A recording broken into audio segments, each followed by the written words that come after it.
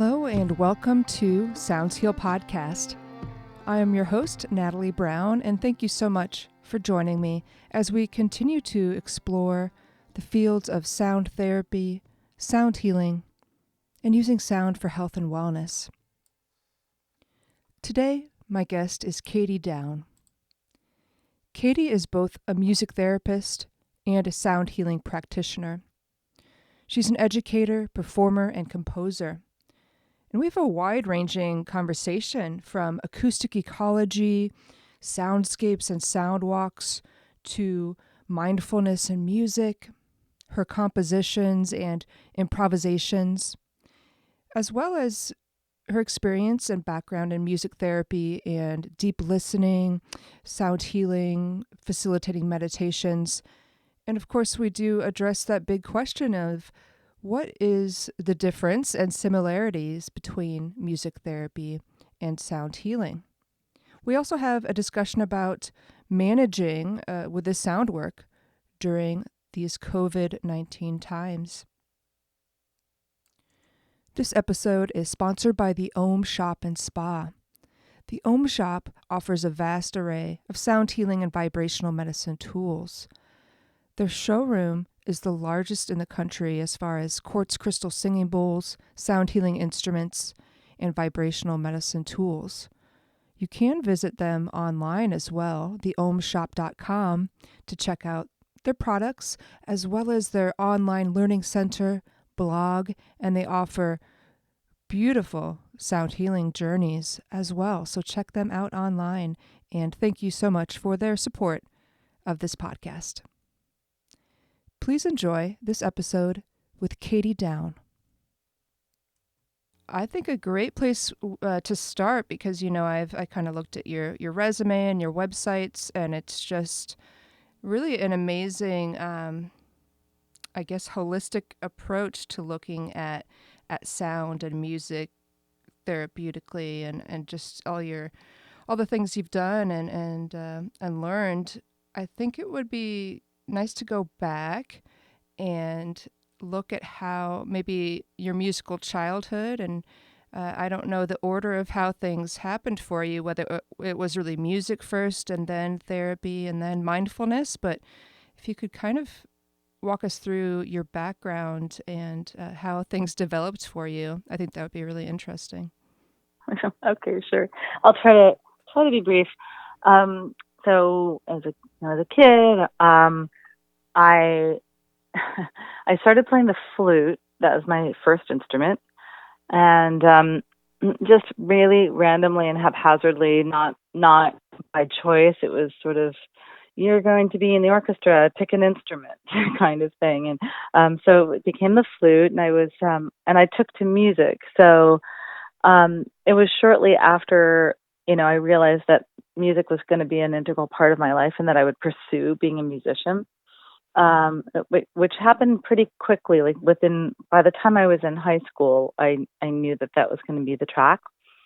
And then I became very interested in improvisation and other instruments right away. So I taught myself guitar, and then I sort of tinkered on the piano. And then when I went to college, started to really dive into writing, stuff like that. And music was always a big part of my growing up. We had lots of tons of albums and records, back in the day, tapes, records, pre-CD.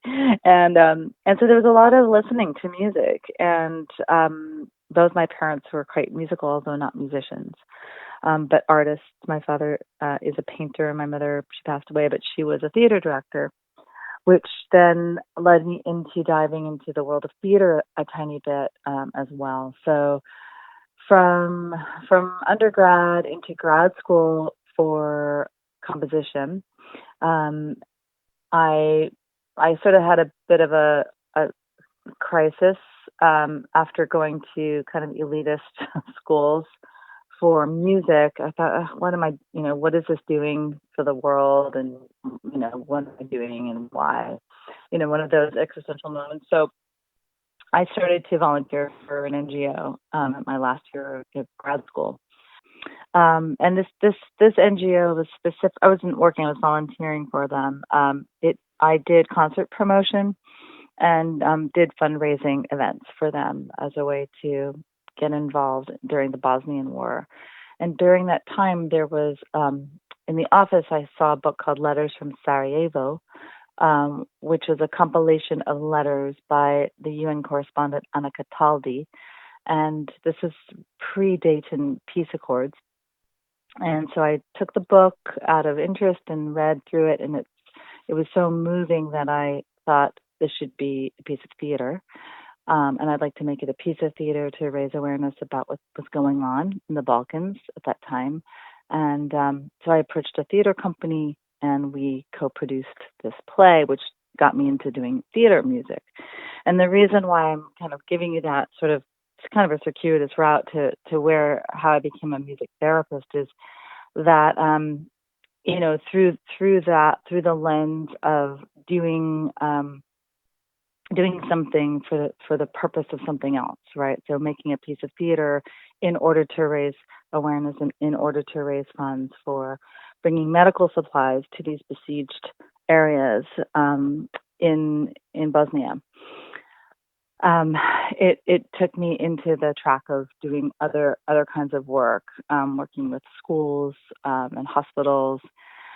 So after we did that play, I was very much part of that theater company, and we did a bunch of other shows. And I loved being in the theater, and I loved doing live music and live sound.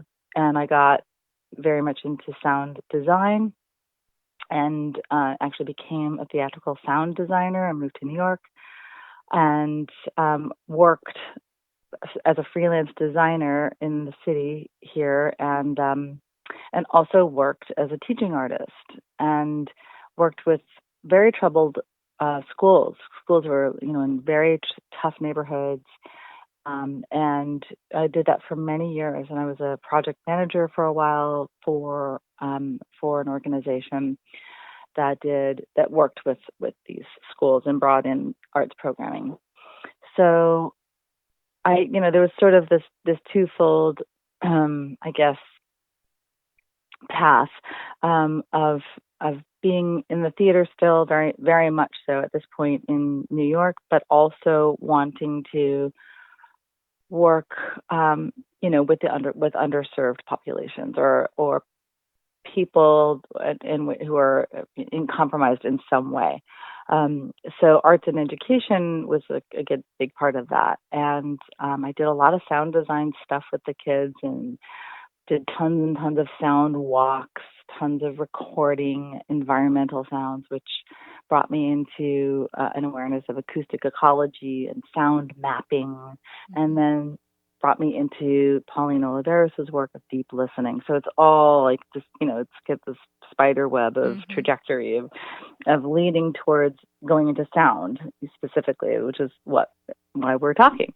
And so fast forward a bunch of years, and I decided to become a music therapist, which just focused my energies into specifically working with underserved populations or populations that were in need of something. And I was very interested in working with refugees. So I went back to school, got a second master's degree in music therapy, and actually never worked with refugees. Actually, so it's interesting. Did a lot of volunteer stuff, but never really brought my music therapy in that. Although I've done tons of international work, but not with refugees specifically. And I was a sound designer all through grad school, and so my interest in sound, music, and sound. Not that there's a real big difference, in my opinion, but there's just how sound affects us psychologically, emotionally, how we interact with sound, how we dialogue with sound, and not just made sounds by humans, but whatever's in our immediate environment, and to engage with that in a proactive and mindful way. So that's what brought me into bringing sound into a more meditative practice. meditating most of my life since high school. And the work of Pauline Oliveros had a pretty big impact on me in terms of the way I engage in listening. So her deep listening practice is pretty fundamental to how I'm working now, and it informed the way I designed for theater and film and dance, and it still does to this day. So now here we are. I'm a music therapist now for about 10 years in private practice, and still compose, still improvise quite a lot, pretty active as a musician and composer, and now doing sound meditations also for the past 10 years or so here in the city, and sometimes abroad and sometimes California. And it's been a really interesting journey. So that's sort of it's kind of long-winded, but it's a very windy road to. But I think that's the case for everybody. How do we get where we are in this moment? Well, many paths. That's right. Yeah. It's never a straight line. So. Yeah. Well, let's unpack some of those things. I mean, some of the main topics you mentioned are deep listening, acoustic ecology or soundscape, sound walking, of course, your music therapy and sound healing work. Maybe let's start with one of the earlier things you mentioned that maybe some people aren't aware of, is soundscapes or sound walks. And I bet that influences your music as well. You're a musician, so could you talk a little bit about that and acoustic ecology and how that's influenced your work and your music? Sure. So the acoustic ecologists, for the most part, I think are really from Canada. That's where R. Marie Schaefer and a lot of people came from Canada. But they're also, it's all around North America, and then now it's worldwide. There's a whole movement. And the idea of acoustic ecology is to be aware of our soundscape in the present and really collect and understand and preserve what sounds are important, I guess, to us to some degree, although that's really relative. But if we look at the way cities evolve, or suburbs evolve, or even the countryside evolves over time, you'll notice that right now, from an acoustic ecological standpoint, because there are fewer businesses open, fewer people on the street, fewer cars, people have remarked that they're actually hearing more bird song. And it's not that it's better or worse, good or bad. It's just true, right? We're just hearing more birds, more diversity of birds. We're noticing more. So that is a phenomenon of acoustic ecology because of a shift a pretty dramatic shift and change in the environment. We are, humans are part of the environment. There's a reaction. There's a response to it. Sound mapping, and this is it's a deep study. I mean, it requires a very long answer, which I just don't want to get too involved, right? But if people are interested in the study of acoustic ecology, it's really great. It gets pretty nerdy. We acoustic ecologists, we have hundreds of thousands and probably thousands of hours of recorded sound. So through my travels, I took some pictures, but I have like just thousands of hours of collected sound from the travels. So instead of looking at the piazza, in Siena, I have a lot of different recordings of the piazza in Siena at different times of day and different times of year, kind of thing. So, and that brings you into a state of mind or state of being, just listening to those sounds rather than looking. And of course, I love pictures and all that stuff too, but it's a different way of engaging in our space. And so sound mapping is one of those things. A sound walk is a walking meditation, usually quite slow, although it doesn't necessarily have to be. But it's usually a pretty slow, mindful walk that can be by yourself, or you can be in a group with a leader. I do sound walks that entail partnering up and actually blindfolding one of the people.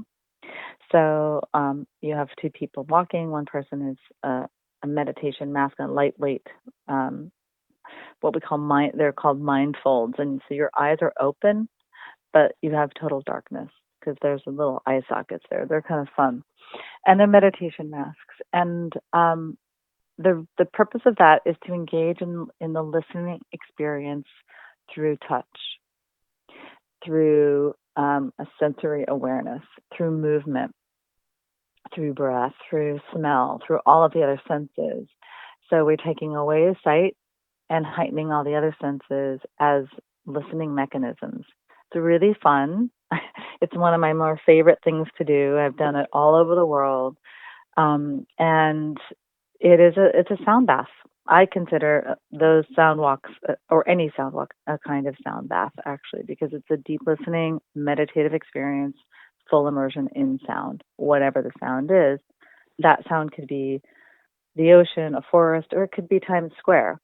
It could be an office building, a school. It doesn't matter. It's all incredibly, incredibly interesting when we really start to engage with whatever is happening in our physical world, and to engage in that sense of play. So playing the lamppost or playing the park bench or playing a piece of paper, just like touching it, rubbing it, crinkling it up, like all of the possibilities that a paper has for sound making. And so that's a little bit about, that's some of what I do in my sound walks. They're really fun. That's great. Yeah, and I can't wait to do them again in right, real life. right. That was a great description, though. I mean, of the photography. We're such a visual society that what you're really doing is then relying on what does a place sound like rather than what does it look like. And yeah.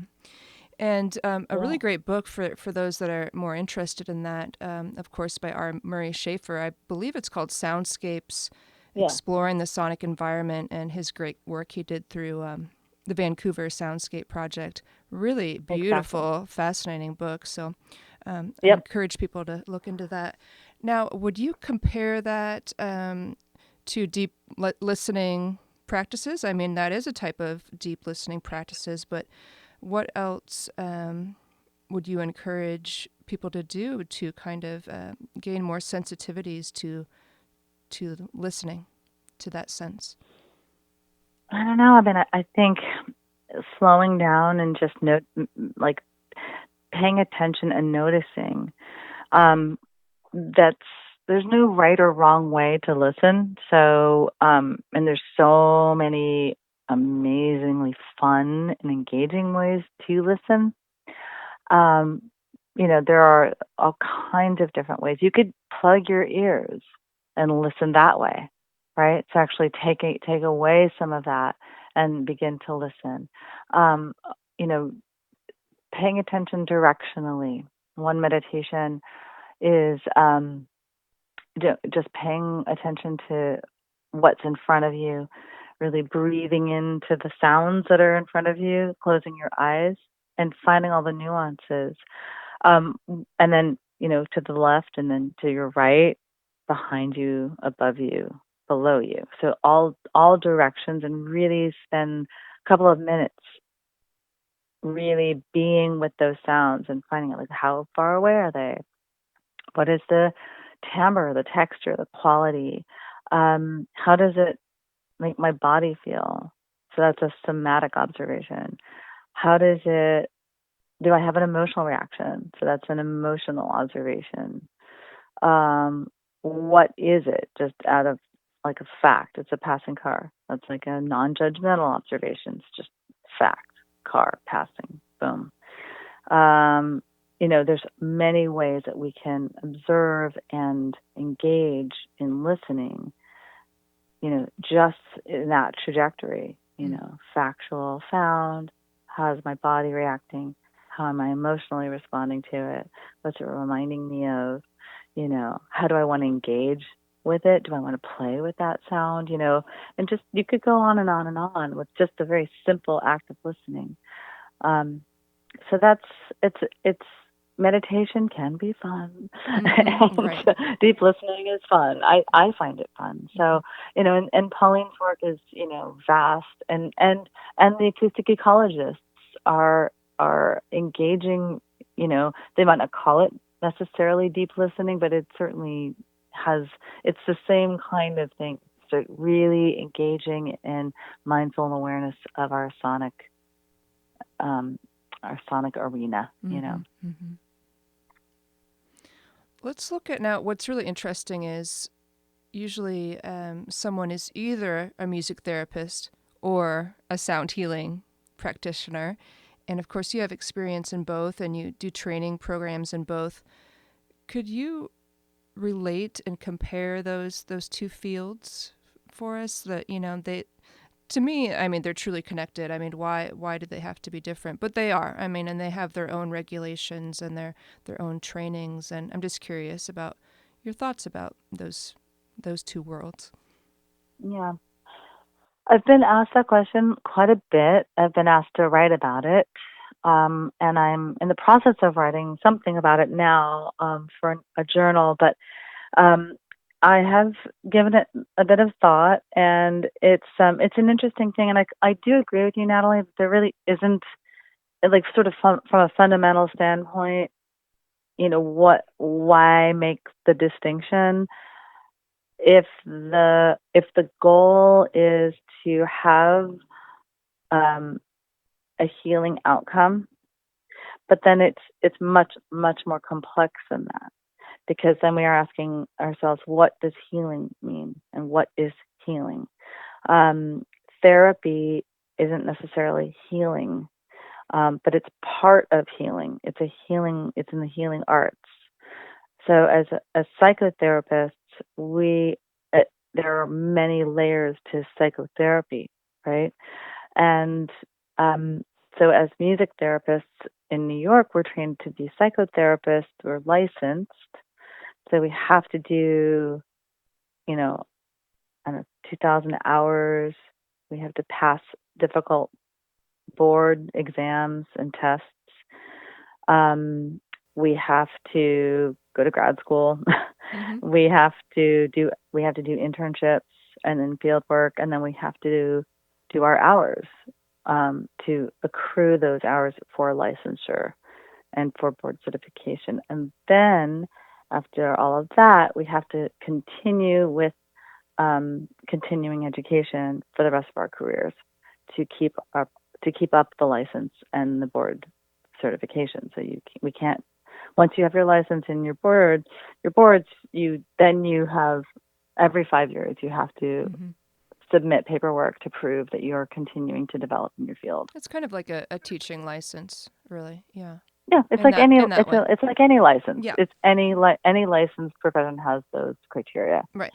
So that is one pretty profound difference between a music therapist and a sound healer. Um, I have I would love to see sound healing move in that direction, and although it makes it really hard for people, it's like, I don't want to go to back to school, and I don't want to have to do all of that stuff. I was like, I understand. And at the same time, if we are to hold ourselves at the highest standard possible, if we're working with other people who are in pain, who are unpacking difficult material, it's important that we have some understood um, kind of best practices that we can kind of, as people in this field, agree upon. We may not agree on everything, but that there's something that we can kind of say, yes, this seems ethical. This seems like this is for the highest and greatest good. But it gets complicated. It's a really loaded question. Um, from from a healing standpoint, because I live in both of those worlds, they inform each other greatly, and I have clients who come to me for music therapy. I have clients that come to me for psychotherapy and trauma. I am a trauma informed psychotherapist with certifications in EMDR, and which is you can only get if you have a license. So there are things like that. But I do a lot of energy work. I'm a Reiki practitioner, and I deeply and firmly believe in the power of Reiki. Somebody might want that who's coming to me for psychotherapy, and they'll say, I really would love a Reiki session today. Okay, whatever feels like the most beneficial for you. It's very rare that a client that comes to me specifically for one thing crosses over into the next. But a lot of clients who come to me first see my background and are like, yes, I'm interested. I like the fact that you do both. But they may not, I may never, cross over, if that makes any sense. So I have some specific sound clients. I'm not going to do psychotherapy with them or start unpacking trauma unless it's really something that they feel like they need to. And then we kind of compartmentalize, because trauma work is about boundaries, and it's about keeping the client safe and keeping a healthy boundary. When we're traumatized, a boundary has been crossed, a boundary's been compromised. So it's about restoring that sense of safety in the client. And I think you would know, and I know, that a lot of sound work can be very deeply journeying. Mm-hmm. And almost, I don't like to use the word shamanic too much because I'm not a shaman, but there's a shamanic aspect to it. Right. A lot of deep meditation and a lot of deep sound work can really promote that kind of traveling. And that is not perhaps the best idea for someone who is very dysregulated. So that's where I'm going into can we as sound practitioners find a way to be able to assess and hold space for and keep safe the clients that come into our healing spaces, whether it's an office or a center or your house, wherever it is that you're or you're offering your practice. Mm-hmm. So these are questions. I don't have the answers for it. I'd love to talk with a lot of people about this question. Yeah. There are a lot of music therapists who are very, very interested in sound and sound quote healing work, mm-hmm. right, or sound work. And I've done trainings with licensed clinicians who incorporate sound in their work. There's psychiatrists, social workers, and a bunch of LCATs, like licensed creative arts therapists, who are art therapists, dance therapists, and music therapists, all of whom are interested in incorporating sound work in their clinical practice. And so those are people who are doing the kind of the crossover. But the big question that you're asking is about the difference between music therapy and sound work. It just, there are very clear differences, and then there are some that it's sound. Sound is music. And, so, how do we make that differential? But the other, I guess, more obvious one, sort of more, traditional music therapy is very interactive. And sound work can be quite passive, although it doesn't have to be. But somebody is often receiving sound, and then there might be talking before or after, like bookending the session, a bit of a check-in. And whereas a music therapy session is often quite interactive, but it doesn't always have to be, and that's the interesting thing, that music therapy can be a passive receiving place. Like if you're music therapist to go to hospice, palliative care, in music therapy in the NICU, that's that is fully and completely receptive music therapy. It's not interactive, except on an energetic, from an energetic standpoint. But yeah, so I think it's basically not an easy answer. No, it's not not. an easy That's question. why I asked it. Yeah. Yeah. Yeah. So it sounds, like that's really what you're doing at, I believe it's called Soundwell Creative Arts Therapy. Is that your That's my practice? business.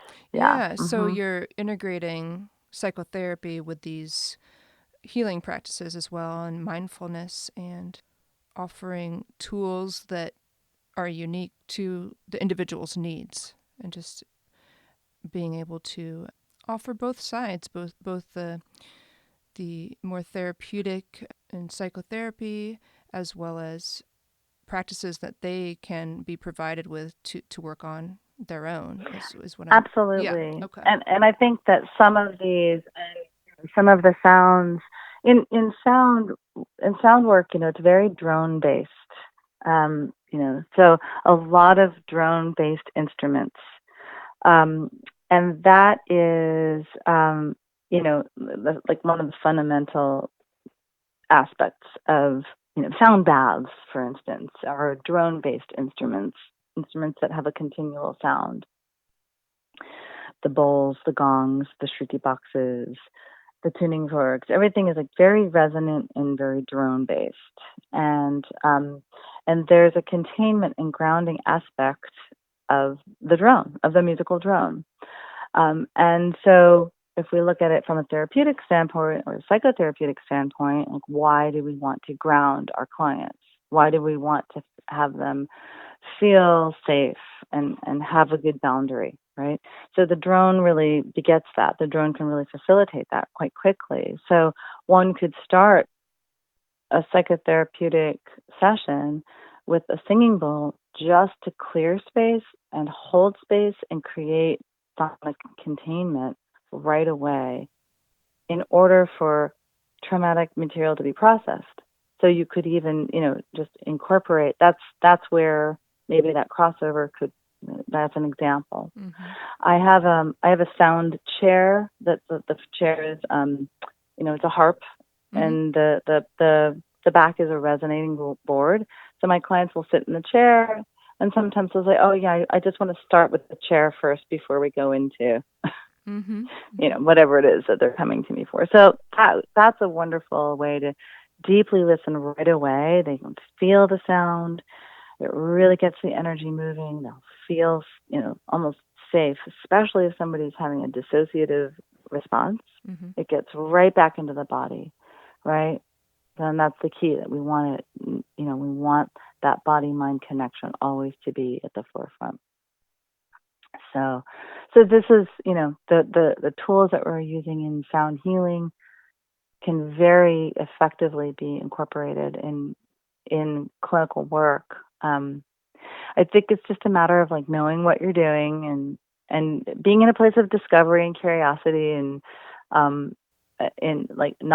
also knowing that we don't know everything. Yeah. So just constantly questioning and asking and researching and and learning. So yeah. I'm curious, as both an academic and a creative, what are you really curious about right now, both with research and artistically?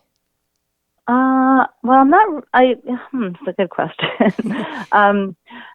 I mean, right now, given the current climate that we're in, I'm really interested in how the arts can step up as an agent for social change. How we as people in the healing arts can create a little bit more equanimity and balance. It can be a bit of an elitist practice, a lot of healing arts. I'm really interested in unpacking that and making sure that it is accessible not only as receivers but practitioners. I'm really curious about that. How are we as humans going to move forward and engage responsibly, proactively, and respond in a connected way, moving forward, and kind of changing the way health and healthcare is how it's accessible. So that's been of interest. This particular situation that we're in with this pandemic and everything being online, of course, all my sound meditations and sound baths are online. And so I decided, I did it right away. Before I even kind of was like, oh my goodness, very good, let's do this. And luckily I had pretty good mics at home and things like that. And they did a lot of research with musicians and composers and performers who were looking at ways to do sound that still kept the integrity of the sound. And so I spent a lot of time kind of working on that, and with a lot of help of a lot of wonderful colleagues. And so I've started doing sound baths like almost 2 months ago now online. And normally the sound baths that I do are kind of expensive.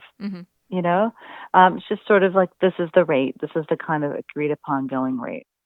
And so I said right away, like, let's make it pay what you can. Suggested donation, pay what you can. And of course, I've lost a bunch of money from that decision, and I'm not going to undecide that because we've gotten a lot of feedback saying, thank you so much. I've never been able to afford a sound bath before, and now I can. And that to me is just, it's everything. And if we ever get out of this, I'm assuming we will, it's really it's such an important factor. It's really an important thing. And I don't want to be part of the ongoing paradigm of of keeping people away because they can't afford it. So how to rethink that? How do we make a living, right? It's wonderful to make a living, As a therapist, I do sliding scale. I always have. I also take insurance, right? So, it's accessible to people to a degree. And my sliding scale is, it's still not that cheap.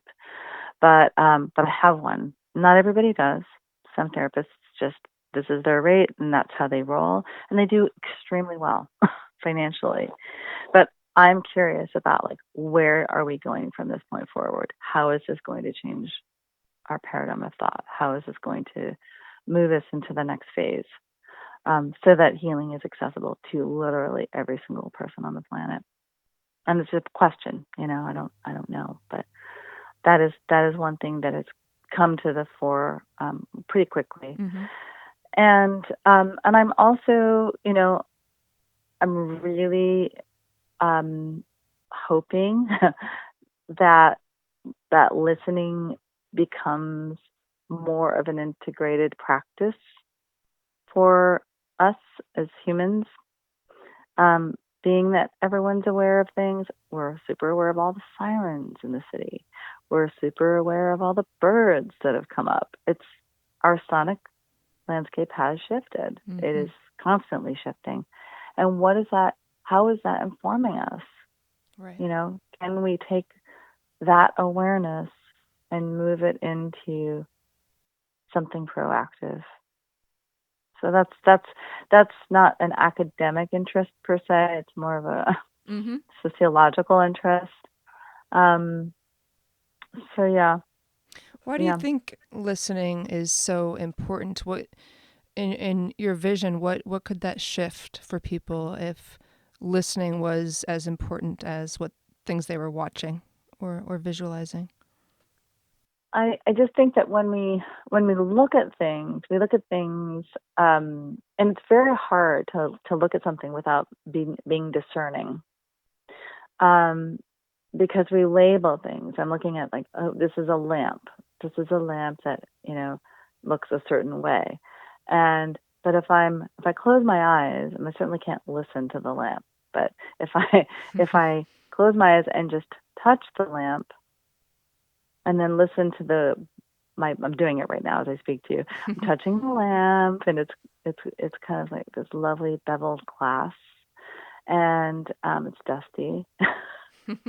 and I'm breathing with it, and my fingertips are being stimulated, right? So all the meridians there's a lot of physiological stuff going on right now. It's super interesting, right? I'm just touching the lamp. So I'm having another kind of experience of the lamp and its lampness. And I think that if we can look at listening or the way in which we're engaging in the world as another way of perceiving things, it might help us. It might, it might create a little bit more equanimity in the world, because I do think that it's so easy for us to be judgmental. Part of it is because it keeps us feeling safe when we're judgmental. So our sympathetic nervous system engages and says, that's bad, right? I don't like it. It's bad. So I'm going to stay away from it, right? Or it's scary, or it's dangerous, or, right? So it's a thing that I have judgment on, and my sympathetic nervous system responds to it because it doesn't make me feel safe, or I'm scared of it. And that's important when there's real danger. And there's not a lot of room for curiosity as to why the tiger is chasing me. It's just not really that's not that interesting at the moment, right? It's just get away so that it doesn't eat me. Then we can later, over a nice hot cup of cocoa, wonder, why was it chasing me? Once our parasympathetic nervous system can kind of come back and we feel okay and we're feeling safe.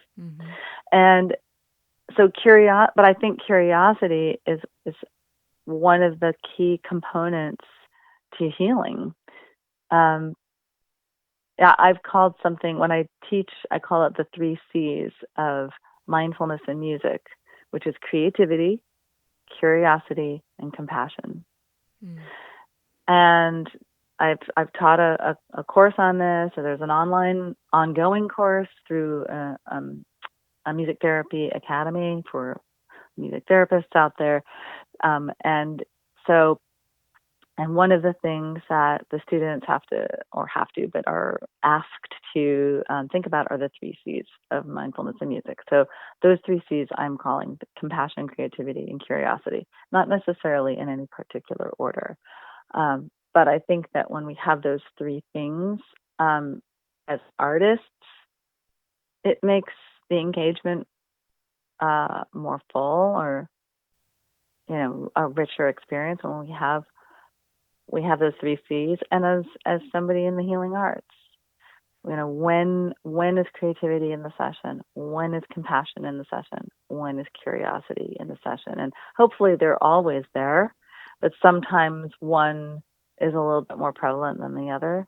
But I think curiosity is that one that really it's so important, because we can get very stuck in our own dogma, in our own sense of what's right or wrong, good or bad. And those labels are useless. They're meaningless. They're useful in times of danger. Right. They help us navigate the world, but they can get in the way. So, yeah. Yeah, I'm curious, during this time, are you able to still meet with clients online, or are you pretty much at a standstill with events and clients, and are having some extra time that you're able to be more creative with, or maybe there's kind of something coming up that you don't usually have time for? Yeah. I am seeing all of my clients online through Zoom. Yeah. And I have a full client load at the moment. I've actually gained a few clients since this happened. Right. And, most of them have insurance or are able to get them reimbursed from their insurance company, thank goodness. A couple are out of pocket, but very few, actually. So that's a good thing. And it makes it a little harder for me because I'm billing, but it's just what it is. But it's It's a real. So I was about to get off my insurance panel, and then this happened. I was like, oh my god, I can't do that. Mm-hmm. So, Yeah. so I have a pretty full client load at the moment, and I'm taking, maybe I would take one or two more clients at this point. But yeah, it's pretty full, and then I'm doing sound baths every week Mm-hmm. through Maha Rose. I did a restorative yoga and sound workshop with a friend of mine through a yoga studio here in Brooklyn called Jaya Yoga. And we're doing another one at the end of the month. So there's plenty of stuff. Mm-hmm. And then I've been jamming with my bandmates, which has been really fun. Mm-hmm. And is that Yeah, it's through been really Zoom? How interesting. does that go through technology? Well, I don't know if you've tried this. So when you're getting into it's hard to kind of lock into a groove Yeah. because there's a bit of latency with Zoom. So that part is, hard, and like singing harmonies, you can't really, that's tricky. But with free improvisation, it's been fine. It's been great. Mm-hmm. And I have a ensemble that we play glass instruments, not crystal bowls or anything like that, actual glass instruments, and a bunch of other experiment on some electronics and more soundscape type of improv. It's been great. We've had really a lot of fun. So we play every week. That's great. It's been really great. Playing way more than we ever did in person. Nice, yeah. Because here we are, Here we are. So funny. Yeah, so that's been interesting. I mean, it's been it's been challenging too, and I'm sure like you as a musician, right? There's some things that you just can't do, and I have a singing group that we can't do the harmonizing that we want to do. We've tried a few other programs, but it's just everything's a little bit buggy. And there are a couple of other programs that are coming forth, I think, that will help. I mean, I think because if this is the new paradigm for the next however long, I think technology will eventually catch up with understanding the needs. But for free improv, it's been great. It's been really fun. I have a supervision group that used to meet at my office, which has also since closed in Manhattan. And so that group are all former students of mine and all sound practitioners. Some sound practitioners who are also clinicians too, as I had mentioned before. And now we get together every week and we play. We talk through things, but we exchange ideas and we jam. And there's it gets wonky with, if there's like 12 people trying to make it sound at the same time, but it's remarkably interesting, and it really requires a lot of space and a lot of listening, and but it's been really interesting. So I don't know about you, if that's been your experience too. Well, yeah, in a way. I mean, a couple of different things. I'm still teaching violin lessons over Zoom. That's been really interesting to kind of play along, and you can't really help the student tune their instrument, so they're figuring it out on their own. And but I did do recently what we did is we did a recording. It wasn't improvisation. It was a tune that we had already performed together. And we each recorded a video and a WAV file and sent it to one person who was able to put it together on video editor and release it. So that was interesting. But we're just all learning new things and oh my goodness, making it work. There's a cool app called Acapella, which some friends of mine have been. Yeah, that's so fun. I haven't downloaded it yet, but it looks cool. It's just that it's not in real time, but you could, right? You record your thing and then you send it to your other person, and then they can overdub, which is really fun. And then we did something else with a program called Soundtrap, and that was kind of interesting. It's there's no video component; it's just audio, but it's fairly immediate in the overdubbing part. So you sing or play. Play something, and then it uploads pretty quickly, and then whoever's in that session room can hear it, and then they can overdub their thing. So within a matter of minutes, you can create a kind of a loop or a short piece. So it's been interesting. It's not, again, it's nothing's perfect yet. No, no. But, It's all experimentation, really. Yeah.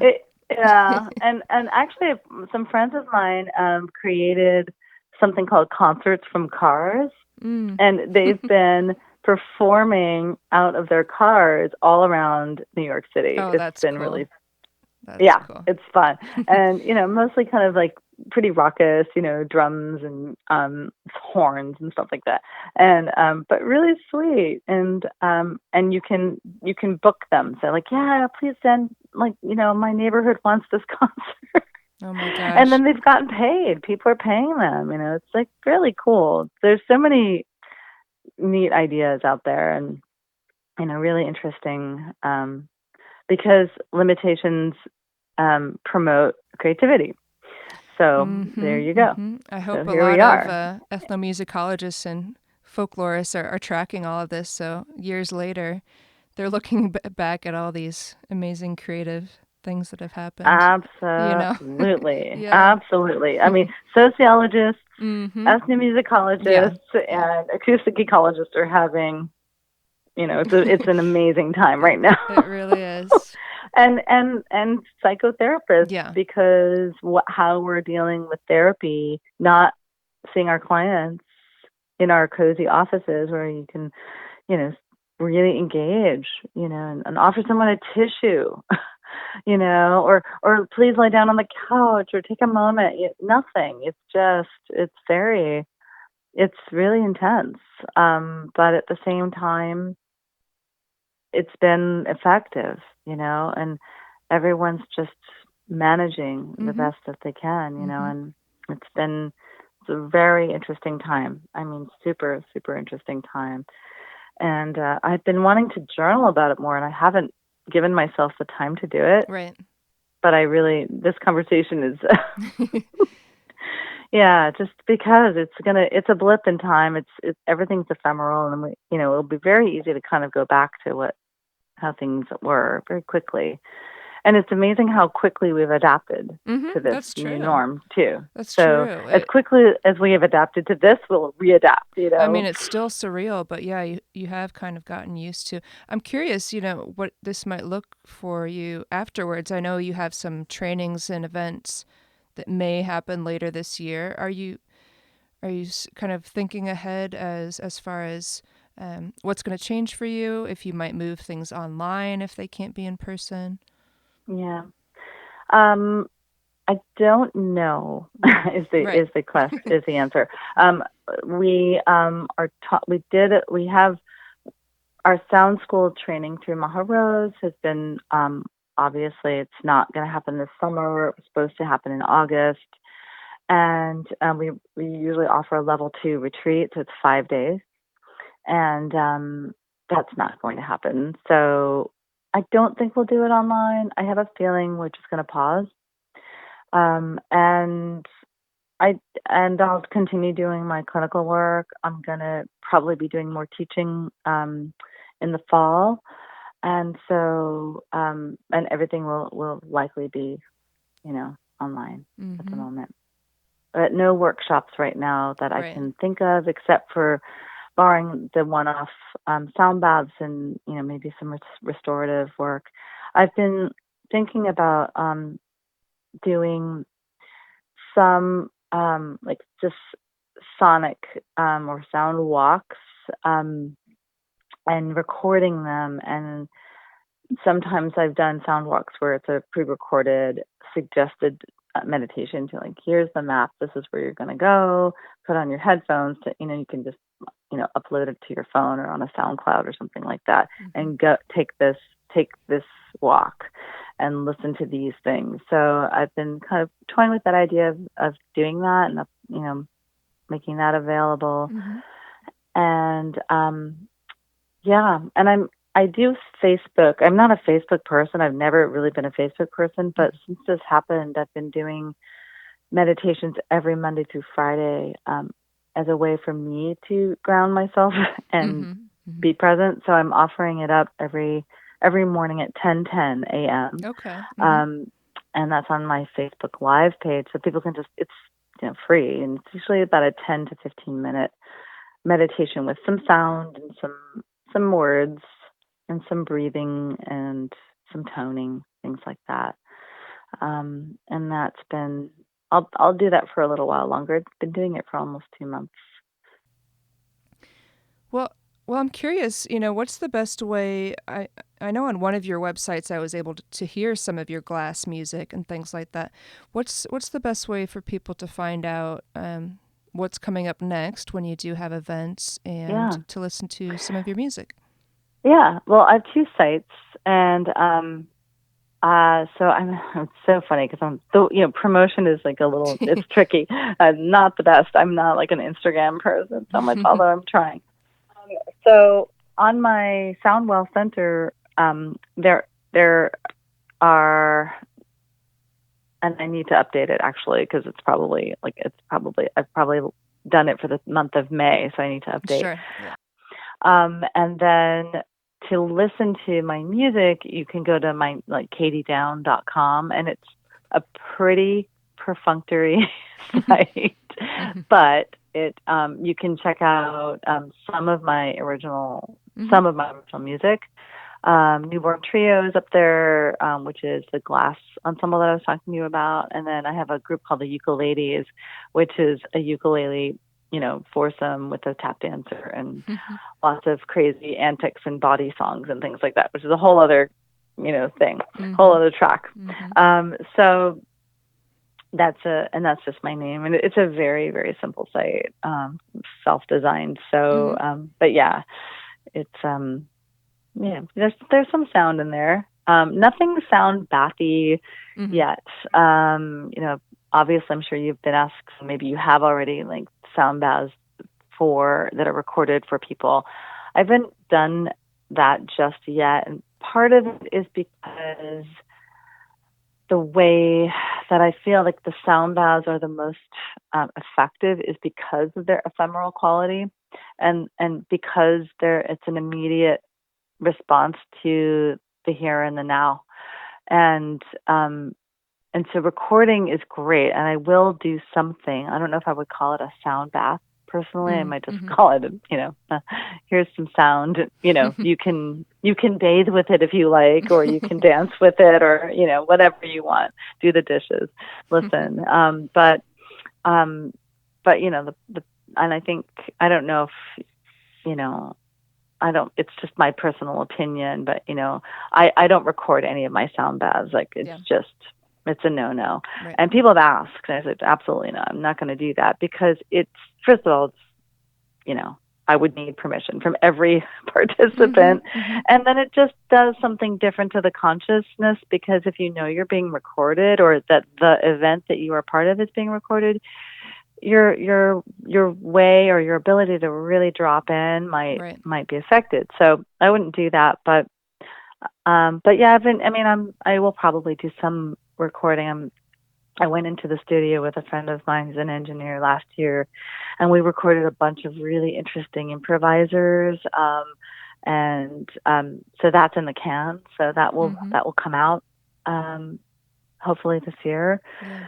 And a lot of glass instruments, but some bowls too, and some more sound healing instruments as well, and kind of an amalgam. So we'll see. But, well, where can we find the live? Is that Maha Rose that you're doing the live ones through? So okay. Mostly I'm doing them through Maha Rose, although I am doing them again through Jaya Yoga once in a while. That's restorative yoga and sound. So it's a little bit of a combo platter. But the strict, straight up sound baths is through Maha Rose right now. And that's MAHAROSE.com. And then you can you'll see online sound bath with Katie Down. It's just there. And that's pretty much every Sunday from 7 to 8:30. So it's a 90-minute sound meditation. It's a suggested donation of $20 to $40, if you can't afford $20, you can offer whatever it is that you can, and no one's turned away for lack of funds. So that is an important factor in that offering. And it's been really lovely. It's been a really sweet experience.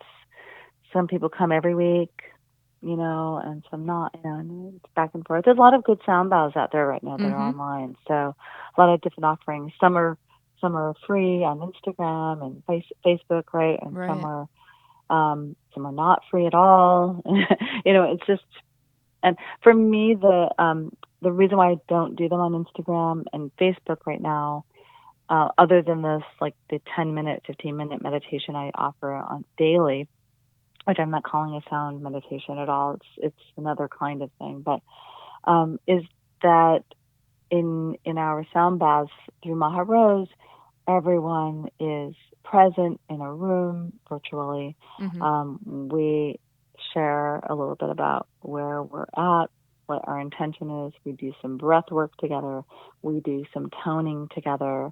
We're really together. The idea is that it's that there's a communal aspect to it, right. And it's back and forth. So it's not me just broadcasting something. I'm getting a lot from the people who are there, and so it's informing how the sound is going to go.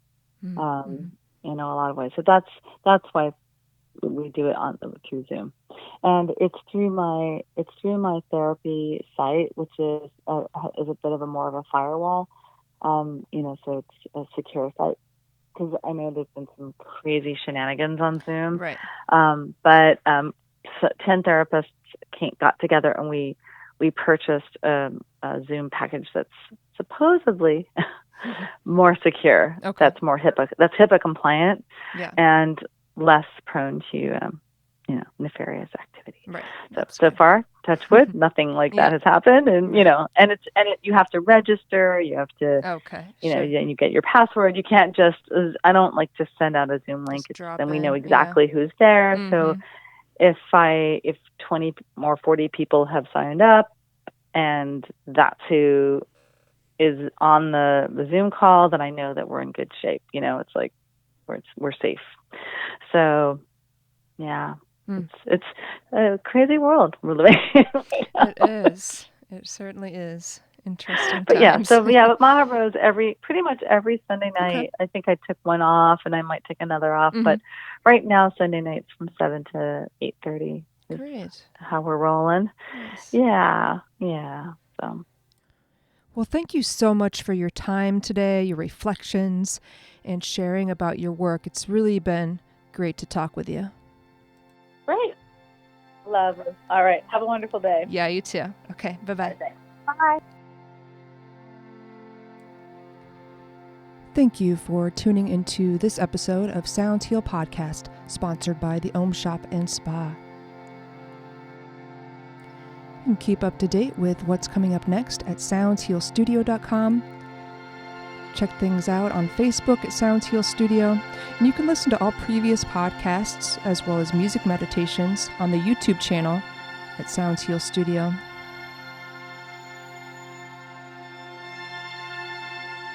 Be well and stay tuned.